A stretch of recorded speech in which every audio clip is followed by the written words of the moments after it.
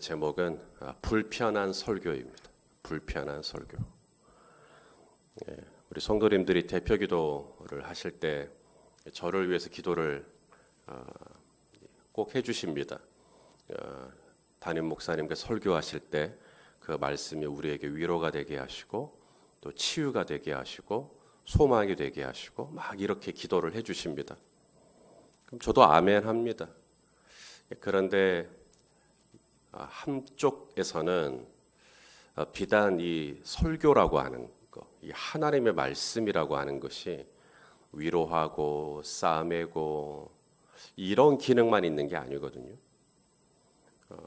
하나님의 말씀은 살아있고 운동력이 있어서 좌우의 날선 어떤 검보다도 예리해서 이게 마음과 생각을 찔러 쪼개요.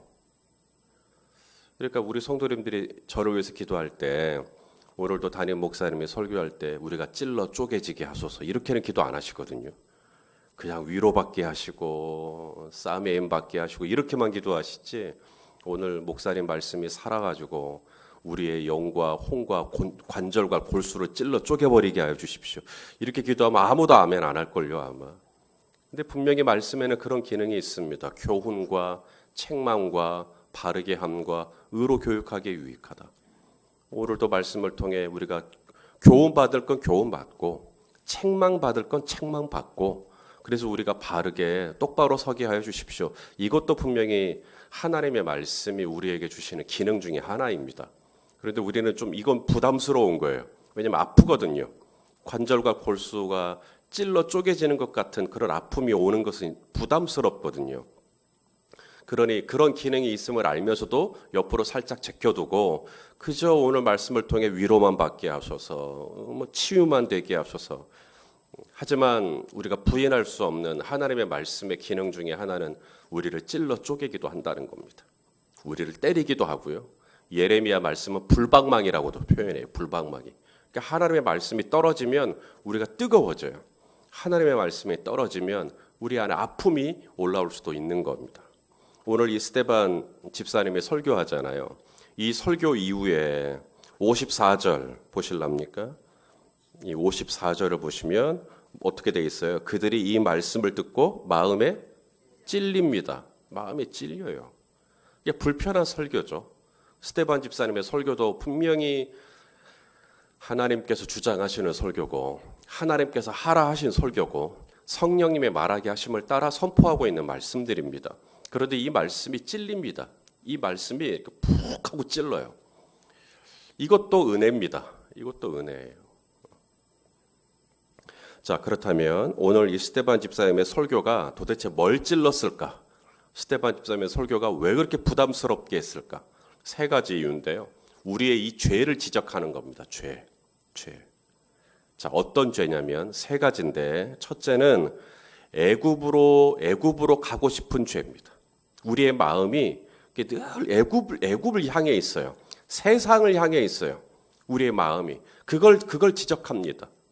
오늘 스데반 집사님의 설교가 내 마음 저 깊은 곳에 세상을 동경하고 있고 좀 나도 좀 세상 사람들처럼 이렇게 하고 싶은 마음을 확 지적합니다. 그러지 말라고. 그러니까 그 설교가 불편한 겁니다. 나는 좀 애굽으로도 좀 가고 싶고 애굽에서 좀 지내고 싶고 애굽에서 적당히 이렇게 좀 살고 싶은데 오늘 그걸 확 지적하거든요. 자, 39절 말씀. 자, 7장 39절 읽어보겠습니다. 시작. 우리 조상들이 모세에게 복종하지 아니하고자 하여 거절하며 그 마음이 도리어 애굽으로 향하여. 자, 요 얘기를 할 때 이제 훅 하고 찔리는 겁니다. 내 마음이 애굽으로 향해 있는 걸 어떻게 알았지? 이런 거죠. 이게 훅 들어오는 겁니다. 하나님의 말씀을 거절합니다. 하나님의 말씀을 복종하고 싶어 하지 않아요. 몰라서? 아니요. 아는데도 그렇게 살고 싶지 않은 겁니다. 왜냐하면 말씀대로 살자면 손해봐야 되거든요. 말씀대로 살자면 여러 가지 불편해져요. 그런데 내 마음속에 좀 적당하게 좀 살고 싶다. 그래서 내 마음이 좀 세상으로 애굽으로 좀 향해 있는데 오늘 스데반 집사님이 그걸 딱 찍어내는 겁니다. 너희 마음이 좀 그렇지 않냐. 모세가 누구죠? 모세가 선지자입니다. 오늘 본문이 시작되는 37절에 나와 같은 선지자를 세우리라 하던 자가 곧 이 모세라. 선지자죠. 선지자는 다른 말로 바꾸면 예언자입니다. 대언자요. 대언자. 하나님의 말씀을 대신 전하는 사람. 그게 선지자거든요. 그래서 이 모세가 하나님의 말씀을 받아서 우리에게 전해줬어요. 38절 보시면 시내 산에서 말하던 그 천사와, 그러니까 이 모세가 전하는 말씀은 그냥 모세가 하고 싶은 말을 전한 게 아니고 천사에게 직접 받은 메시지를 전하는 거거든요. 그러니까 하나님의 말씀이죠. 하나님의 메시지입니다. 그러면 그런 말씀을 받아서 자, 우리 38절을 한번 같이 한번 읽어보죠. 시작. 시내 산에서 말하던 그 천사와 우리 조상들과 함께 광야 교회에 있었고 또 살아있는 말씀을 받아서 우리에게 주던 사람이 이 사람이다. 이 사람이다. 그러니까 모세가 전하는 말씀은 그냥 모세가 혼자서 말하고 싶은 것을 말한 게 아니고 이걸 다 알고 있습니다. 모세는 천사에게 받은 메시지, 하나님에게 받은 메시지, 살아있는 말씀을 받은 거라는 것. 그렇다면 그런 말씀이 오늘 우리에게 전해졌다면, 우리 성도님들이 만일에 제가 무슨 신의 산 같은 데 가서 천사에게 말씀을 받아가지고 정말 살아있는 말씀을 전하신다 그러면 거절하시겠어요? 그 말씀 아멘, 아멘 받고 정말 그 말씀대로 살고자 하지 않겠어요? 그런데 그게 전부가 아니라는 겁니다. 아무리 제가 천사에게 받은 메시지를 전하고 살아있는 말씀을 전해도 우리의 죄성이 뭔지 아십니까? 우리의 죄성은 편하게 살고 싶은 게 있어요. 우리의 죄성은 복잡하게 살고 싶지 않아요. 우리의 죄성은 여전히 마음이 애굽으로 향해 있습니다. 이게 우리의 죄성입니다. 죄책감 갖지 마세요. 이건 누구나 다 그렇습니다. 제 마음도 그렇습니다. 애굽으로 은근히 향해 있습니다. 이게 우리가 육신을 입고 있는 한 이게 끝나지 않는 싸움입니다. 우리의 마음이 애굽으로 이렇게 다 가 있어요. 그래서 솔로몬이 잠언 4장 23절에 그렇게 말한 거예요. 무릇 지킬 만한 것보다 더욱 어디를 지켜라? 마음을 지켜라. 생명의 근원이 거기서 난다. 마음이 전부입니다. 마음이 애굽으로 향해 있는데 이 마음이 바뀌지 않으면 이게 안 됩니다. 사람 안 변합니다. 여러분 성령 받으면 사람 변한다 그러잖아요. 성령이 임하면, 성령 충만하면 사람 변한다. 왜 그럴까요? 성령이 임하면 갑자기 외모가 바뀌는 것도 아니고, 성령이 임하면 사람이 왜 변하는가? 성령님이 하시는 역할이 우리의 이 마음을 바꾸시는 일이에요. 자, 에스겔 말씀을 좀 하나 볼게요. 에스겔 36장 26절이요. 에스겔 36장 26절 읽어봅시다. 시작. 또 새 영을 너희 속에 두고 그 다음에 새 마음을 너희에게 주되 너희 육신에서 굳은 마음을 제거하고 부드러운 마음을 줄 거다. 그러니까 성령이 임하면, 성령으로 충만해지면 그 사람이 어떨까요? 성령으로 임한 사람은 싸납지 않아요. 성령으로 임한 사람은 부드러운 사람입니다. 성령의 열매 중에 하나가 양선이에요. 양선은 우리말로 개역 번역은 양선이라고 되어 있지만 친절한 겁니다. 친절. 성령이 임한 사람은 반말하지 않습니다. 성령이 임한 사람은 함부로 얘기하지 않아요. 목사님들 중에 육두문자까지 써가면서 설교하시는데요. 아주 위험한 겁니다. 정말 성령님이 임하면 내 안에 뭐가 있냐면 부드러운 마음이 임해요. 순한 마음이 임해요. 이게 마음이 이렇게 부들부들해져요. 그게 성령이 내 안에 임하면 마음을 바꾸세요. 내 마음이 애굽으로 향해 있다니까요. 그건 우리의 죄성입니다. 이걸 바꿀 수 있는 방법은 성령 외에는 방법이 없습니다. 성령님이 내 안에 충만하게 임하셔서 애굽으로 자꾸 향하고 애굽을 자꾸 이렇게 기웃기웃거리려고 하는 내 마음을 성령님이 이렇게 확 바꿔주셔야 돼요. 이 굳은 마음을 이 부드러운 마음으로, 완전히 새로운 마음으로 바꿔주셔야 됩니다. 오늘 아침에도 기도할 거 참 많으실 거예요. 그러나 빼놓지 않고 하셔야 될 기도가 뭐냐면 성령 충만입니다. 나를 성령으로 충만케 하셔서 내 마음이 부드럽게 하여 주시옵소서. 내 마음이 순하게 하여 주시옵소서.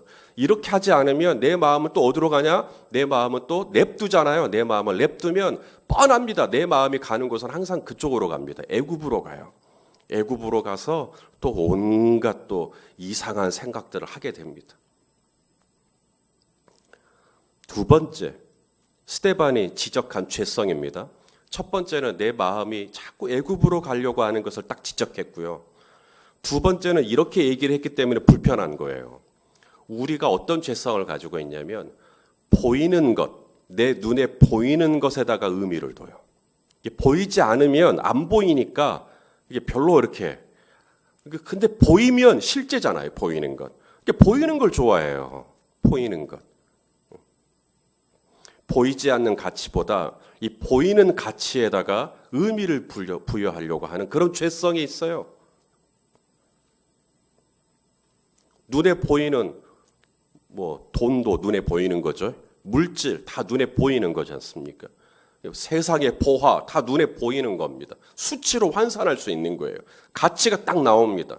이런 것들 좋아해요. 근데 눈에 보이지 않는 가치 이런 거 별로.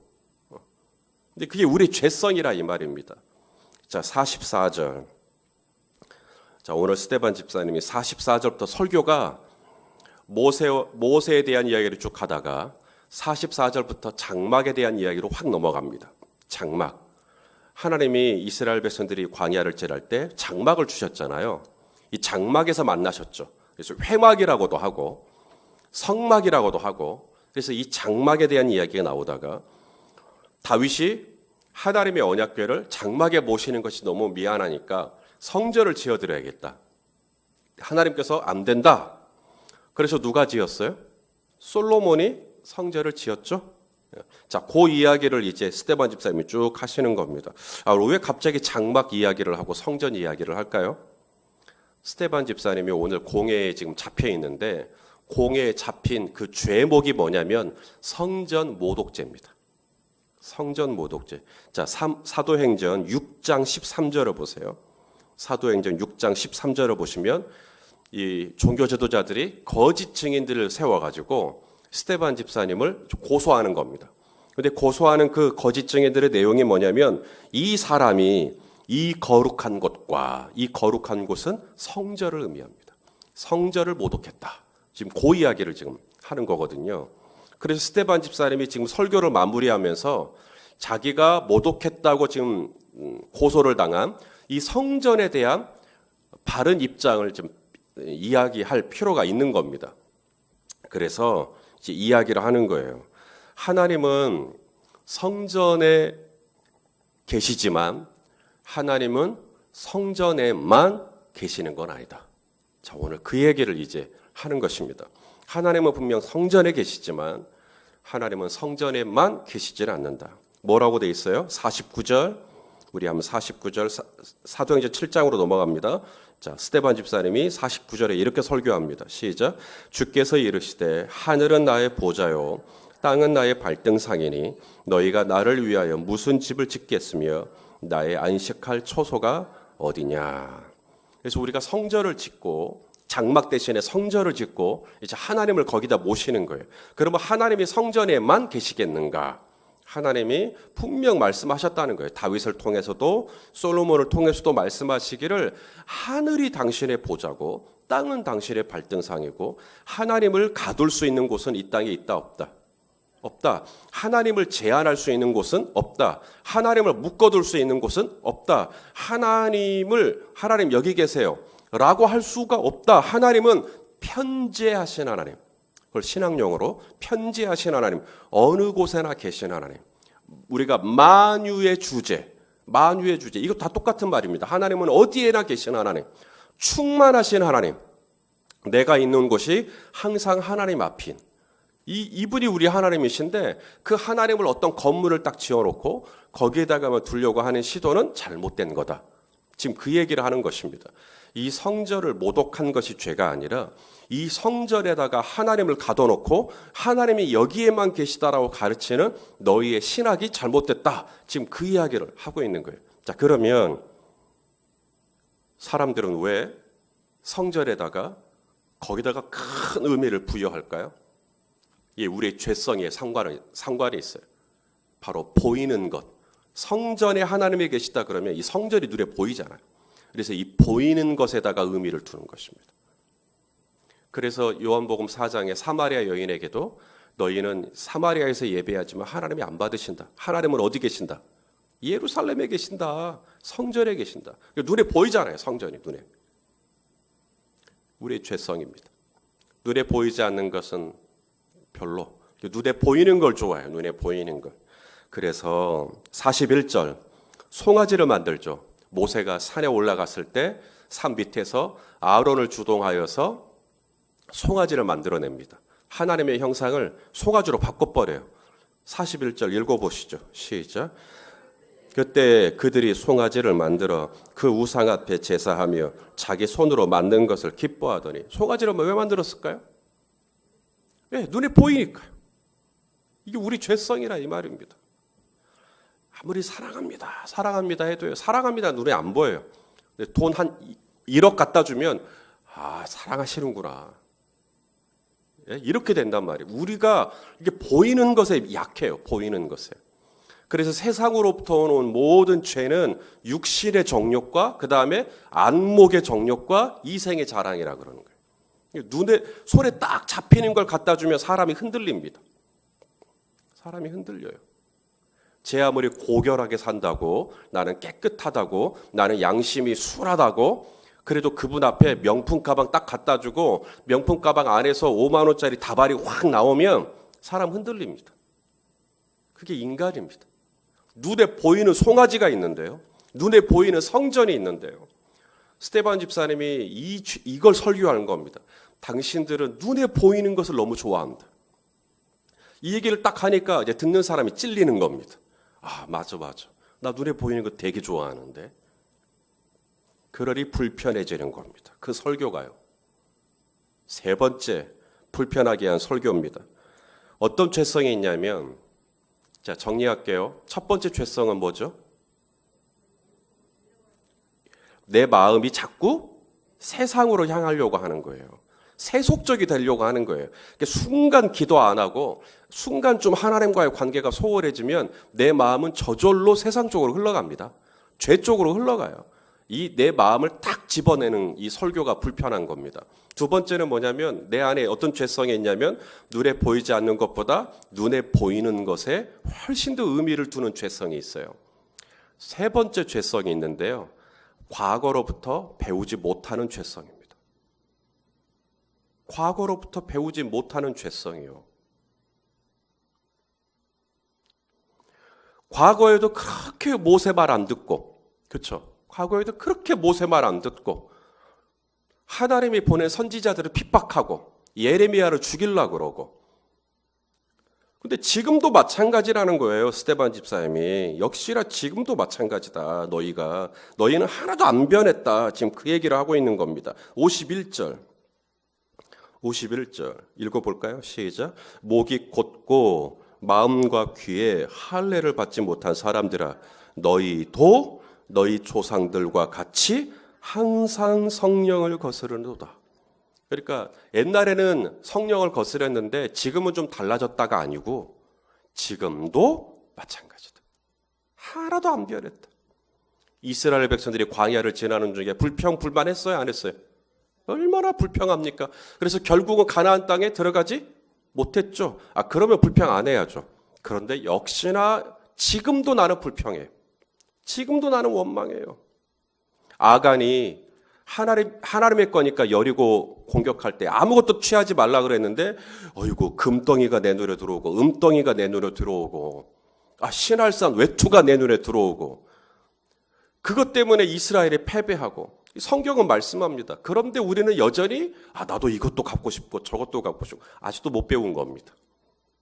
룻기를 읽어볼 때 우리가 엘리멜렉 가정이 기근 때문에 모압으로 갑니다. 하지만 거기서 결국은 다 죽습니다. 우리가 그걸 알고 있어요. 그런데도 우리는 우리의 삶에 기근이 딱 오면, 우리의 삶에 뭔가 어려움이 오면 우리도 또 다시 모압으로 가려고 하는 습성이 또 여전히 있습니다. 거짓말하면 어떻게 된다는 거 뻔히 아는데 또 거짓말을 합니다. 원망하면 어떻게 된다는 거, 이 모세의 누이였던 미리암이 모세를 원망하고 모세의 잘못을 지적하고 들추어내고 그렇게 했을 때 몸에 문둥병이 났다라는 걸 우리가 알면서도 또 우리가 그렇게 하고 있어요. 과거로부터 뭔가를 배우는 것 같지만 돌아보니까 똑같이 하고 있는 거예요, 내가. 그게 우리 죄성입니다. 이스라엘 백성들 오늘 이 사도행전 7장의 스데반 집사님의 설교를 듣고 있는 청중들만 그런 게 아니고요. 이것이 오늘 21세기를 살아가는 우리 모두에게 여전히 남아있는 죄성 DNA입니다. 이게 지금 우리의 몸에 지금 흐르고 있어요. 과거로부터 전혀 배우지 못하는, 여전히 삐딱하고 여전히 내 마음이 애굽으로 향해 있고, 여전히 눈에 보이는 것 좋아하고, 여전히 아무것도 배우지 못하는, 하나님이 그렇게 징계하시고 혼내시고 깨닫게 하시고 그러면 과거로부터 뭐가 배워야 되는데 시간 지나면 또다시 자고하고 또다시 내 안에서 이상한 생각들이 올라오는 것입니다. 사랑하시는 성도 여러분, 그래서 스데반 집사님의 설교가 불편했던 겁니다. 그리고 이를 갈아요, 이를. 그리고 그 사람 죽이려고 하고, 그래서 스데반 집사님을 죽여버립니다, 결국은. 당신 그런 식으로 설교하려면 당신 나가라. 지금 이렇게 된 겁니다. 왜냐하면 자기의 죄를 자꾸 지적하니까요. 사랑하시는 성도 여러분, 우리가 하나님의 말씀을 받을 때 물론 위로도 받아야 돼요. 또 그 치유도 받아야 돼요. 하나님의 말씀을 듣고 우리가 용기도 얻어야 돼요. 그런데 하나님의 말씀의 또 다른 기능은 우리를 찔러 쪼개는 기능도 있다는 거예요. 성도 여러분, 골라서 말씀을 받지 맙시다. 그냥 편하고 좋은 것, 익숙한 것만 받지 맙시다. 때로는 내 마음이 찔러 쪼개지는 말씀도, 때로는 불방망이처럼 내 안에 확 떨어지는 이 뜨거운 말씀도 우리가 아멘 하고 받을 수 있는 성숙한 은혜가 우리 안에 있기를 소망합니다. 그래서 그 말씀이 내게 떨어졌을 때 정말 그 말씀 때문에 내 마음이 너무 아파서 하나님 저를 불쌍히 여겨달라고 그렇게 기도할 수 있을 때 그 사람이 진짜 은혜 받은 사람이죠. 그 사람이 진짜 은혜 받은 사람이죠. 나단 선지자가 다윗에게 당신이 그 사람이다 다 그랬을 때 다윗이 바로 무릎을 딱 꿇고 내가 죄인이로소이다.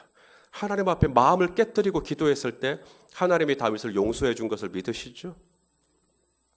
자비의 하나님, 은혜의 하나님 앞에 내가 정말 어떤 이런 찔리는 말씀, 쪼개지는 말씀, 부담스러운 말씀 받았을 때 그 말씀도 나 들으라는 말씀인 줄로 알고 아멘 하고 나아간다면 하나님께서 저와 여러분의 심령에 놀라운 은혜를 베풀어 주실 줄로 저는 믿습니다. 그다음 또 하나, 오늘 이 말씀을 받고 우리가 다시 한번 좀 결단해야 될 것은 주여 나의 이 심령, 나의 이 마음, 나의 이 중심이 늘 주님을 향하게 하여 주시옵소서. 내 마음이 이렇게 순간 하나님이 내 마음 붙잡아 주지 않으면 또 내 마음이 어디서 기웃거리고 있을까요? 저기 세상 같은 데 가서 또 내 마음이 거기서 왔다 갔다 하고 있는 거예요. 그래서 주님께서 제 마음을 붙들어 주셔야 된다 이 말입니다. 우리가 눈에 보이는 것이 아니라 보이지 않는 것. 우리 고린도후서 4장 18절 한번 볼까요? 고린도후서 4장 18절 마지막으로 이 말씀 하나 읽고 기도하겠습니다. 고린도후서 4장 18절이요. 자, 읽어봅시다. 시작. 우리가 주목하는 것은 보이는 것이 아니요 보이지 않는 것이니 보이는 것은 잠깐이요 보이지 않는 것은 영원합니다. 아멘입니까? 우리가 어디다 주목해야 돼요? 보이지 않는 것. 진짜는 보이지 않는 것에 있다. 하나님은 영이시니 하나님은 보이지 않아요. 보이지 않는 것에 진짜가 있는 줄로 알고 거기다가 진짜 가치를 두고 그래서 보이는 것에 속지 않고 너무 이 눈에 보이는 것에다가만 너무 몰입하지 않고 하나님 보이지 않는 진정한 가치를 발견하고 거기에다가 나의 삶의 우선순위를 둘 수 있는 믿음을 주옵소서. 우리의 기도가 되어야겠죠. 또 하나님이 나를 징계하셔요. 가르쳐 주세요. 그거 하면 안 된다고. 그러면 우리가 잘 배워서 정말 과거를 또다시 돌이키지 말고 그렇게 하나님 앞에서 조금씩 더 나아져가고 새로워져가는 금년 한 해가 될 수 있기를 예수님의 이름으로 축원합니다.